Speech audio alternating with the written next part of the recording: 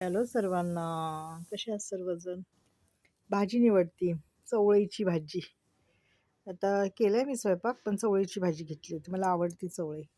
तर सांगायचं म्हणजे बायका नवऱ्यांचे पाय धुत नाहीत, नवऱ्याच्या पाया पडत नाहीत, परंतु त्या खराच्या जाऊन बायका पाय धुत होत्या, पाया पडत होत्या. बघितलं? हां, कशा असतात ना. हं?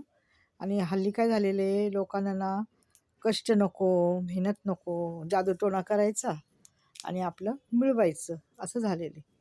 काय नाही हो, कोण आता त्याला एवढं पोलिसांनी मारलं, त्याच्या एवढं त्याला जर तो अंतर्यामी होता ना, तो सगळं जर ओळखत होता ना, तर त्याला माहिती होतं की आज मला पोलीस धरायला येणार आहेत म्हणून. हो की नाही? अरे ह्या जगामध्ये, ह्या भूतलावर अशी कोणतीही व्यक्ती नाही की ती दुसऱ्याचं भविष्य सांगेल आणि दुसऱ्याच्या भविष्याचं भाग्य जे नशिबात काय आहे ती सांगा. अशी अजून तरी जन्मलेली नाही आहे, माहिती आहे का? पूर्वीच्या काळी असतील, पण आत्ता ह्या कलियुगात तर नाही. मग त्यांना त्यांचं भविष्य का नाही कळत? रस्त्याने किती भविष्यवाले असतात. हं? कोणी विश्वास ठेवू नका. तुम्हाला सांगते माझ्या ह्या व्हिडिओद्वारे की अशा अंधभक्त होऊ नका आणि कोणावर विश्वास ठेवू नका की मी तुझं चांगलं करल, मी तुझं हे देईल, गंडा देईल, दोरा देईल. काही नाही हो.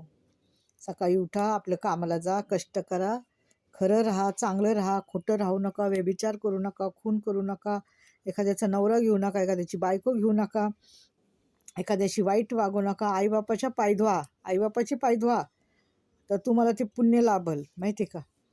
हां, नवऱ्याशी नीट राहा, घरातल्या सासू सासऱ्यांची सेवा करा. काय किती सांगू मी अजून तुम्हाला? हां, चांगली कामं करा.